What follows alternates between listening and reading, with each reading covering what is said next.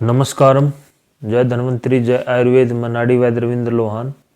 दोस्तों, आइए आज हम बात करते हैं सप्पन दोष किन कारणों से होता है। सप्पन दोष को बढ़ाने वाले क्या क्या कारण है, अगर आप उनको बंद कर दें तो भी आपका सप्पन दोष ठीक हो सकता है। क्योंकि आयुर्वेद में ये बताया गया है, आप दवाई मत लो, आप उसके जो कारण है उनको बंद कर दो तो भी आप ठीक हो सकते हो। तो दोस्तों, मैंने आज ये इसके 20 कारण लिख के रखे हैं ताकि कोई कारण छूट ना जाए और किसी भाई का भला हो जाए। तो आप बिल्कुल ध्यान से सुनना। पहला कारण है यार दोस्तों में बैठकर सुंदर स्त्रियों के रूप की तारीफ करना।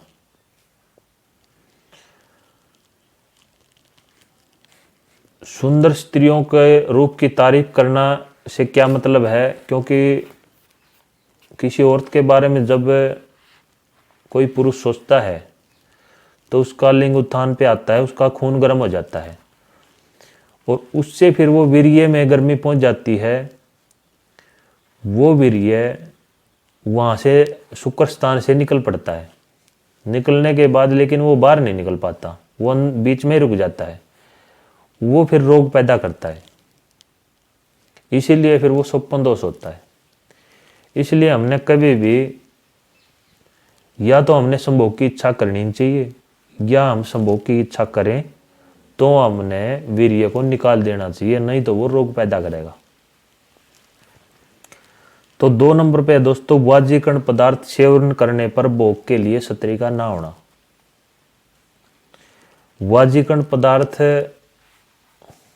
वो होते हैं दोस्तों, वाजीकरण पदार्थ 2 प्रकार के होते हैं। एक होते हैं जो तुरंत वीर्य को पैदा करते हैं, और एक वो होते हैं जो वीर्य को गाढ़ा करते हैं और संभोग में टाइमिंग ज्यादा लाते हैं। तो वाजीकरण पदार्थ वो हैं दोस्तों, जैसे मान के चलो तुरंत वीर्य पैदा करने वाले अश्वगंधा है, कोंच के बीज है। ये चीजें, सालम मिश्री, सालम पंजा, ये चीजें हैं ना, कोई बगैर शादीशुदा के कोई खा लेता है तो उसके शरीर में वो खाने के बाद तुरंत वीर्य पैदा करने वाली दवाइयां हैं ये, वो तुरंत वीर्य पैदा करेंगी। तो उसको निकालने के लिए उसके पास औरत नहीं है, तो वो वीर्य के अंदर गर्मी बन के उसको सप्पन दोष का रोग हो जाता है। तो ये ऐसी दवाइयां बगैर जानकारी के बिल्कुल भी सेवन नहीं करनी चाहिए। अगर सेवन करें तो वो शादीशुदा ही सेवन करे, क्योंकि उसकी गृहस्थी सही चले। कुंवारे लड़कों को ये वाजीकरण पदार्थ खाने की बिल्कुल मनाही है आयुर्वेद के अंदर, ऐसा भूल कर भी ना करें। तो तीसरे नंबर पे दोस्तों, पहले बहुत ज्यादा मैथुन करना पर बाद में इस काम से रुक जाना। जो पहले बहुत ज्यादा मैथुन करता था और फिर वो रुक गया है, तो उसका वीर्य चलायमान हो रहा है, वो फिर रुकने के बाद वो सप्पन दोष में बदलेगा।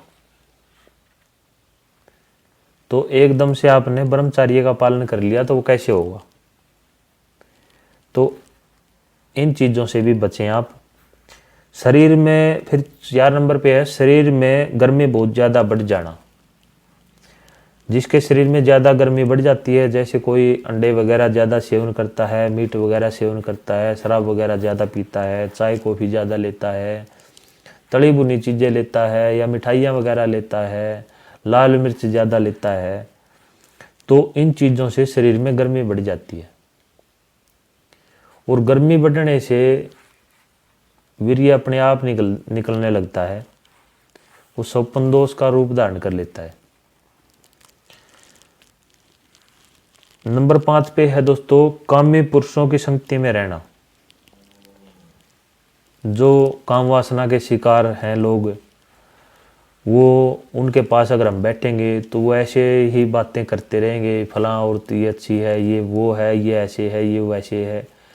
तो उनकी हम बात सुनेंगे, हमारे दिमाग पर प्रभाव पड़ेगा और हमारे शरीर में उत्तेजना पैदा होगी। फिर उत्तेजना से वो, पहले मैं आपको पीछे बता चुका हूँ कि फिर वही वीर्य गर्म होगा, वो निकलने के लिए तत्पर होगा, फिर हम उसको निकाल लेंगे तो फिर वो स्वप्न दोष में बदलेगा।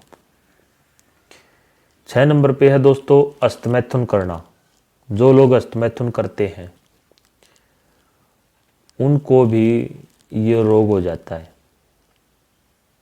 बिल्कुल भी दोस्तों अस्तमैथुन से बचें। नंबर 7 पे है दोस्तों अग्नि मंद हो जाना। जिसकी पेट की अग्नि है, जो जठर अग्नि है, वो खराब हो गई है और जिसको भूख कम लगती है, अग्नि मंद हो गई है उनको भी ये रोग हो जाता है। नंबर 8 पे है भोजन ना पचना। जिसको खाते ही पेट टाइट रहता है, कई देर तक उसका भोजन नहीं पचता, उनको भी ये रोग हो जाता है। फिर नंबर 9 पे दोस्तों कब्जियत होना। जिसको कब्ज रहती है वो भी अपने कब्ज को तोड़ने का इलाज करें, अपना पेट साफ करने का इलाज करें। फिर 10 नंबर पे है दोस्तों काम विकार उत्पन्न करने वाले स्थानों में जाना और अश्लील वीडियो वगैरह देखना और अश्लील किताबें पढ़ना। अगर हम अश्लील किताबें पढ़ेंगे और अश्लील वीडियो वगैरह देखेंगे तो उससे भी काम वासना जागृत होगी। हम वीर्य को निकाल लेंगे नहीं गए तो फिर वो रोग पैदा करेगा।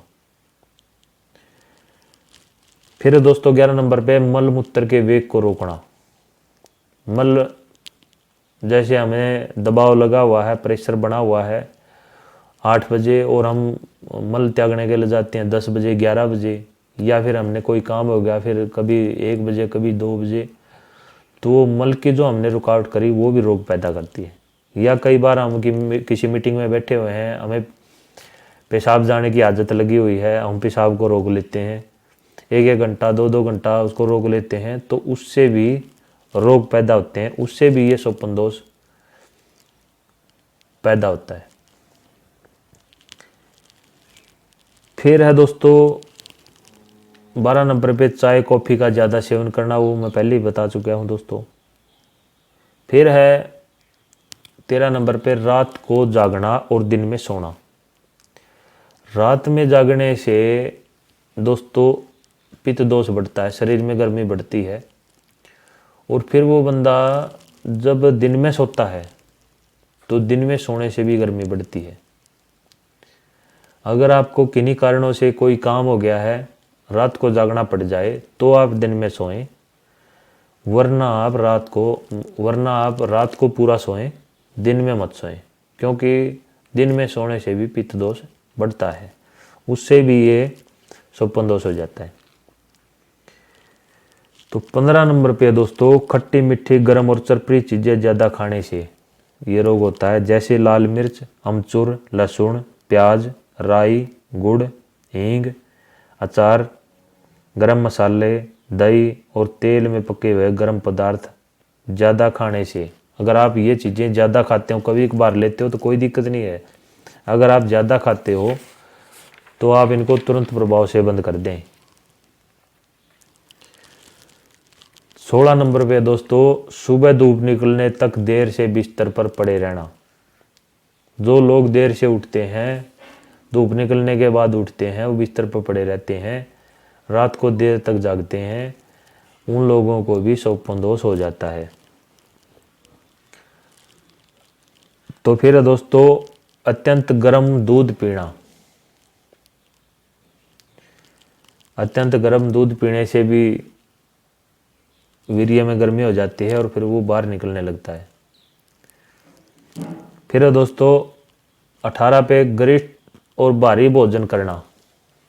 गरिष्ठ और भारी भोजन मत करें, जिसको भी स्वप्न दोष है वो हल्का खाना खाएं। फिर 19 नंबर पे दोस्तों भांग, गांजा, चरस और तंबाकू वगैरह का, नशीली चीज़ों का ज़्यादा सेवन करना। अगर आप ऐसी चीज़ें खाते हैं पीते हैं तो आप उनको या तो कम कर दें या फिर तुरंत प्रभाव से दोस्तों बंद कर दें, नहीं तो ये आपकी ज़िंदगी को बिल्कुल नरक बना देगा। फिर नंबर दोस्तों 20 नंबर पे है, जिसकी तरफ आप ध्यान नहीं देते, कसे हुए कपड़े पहनना।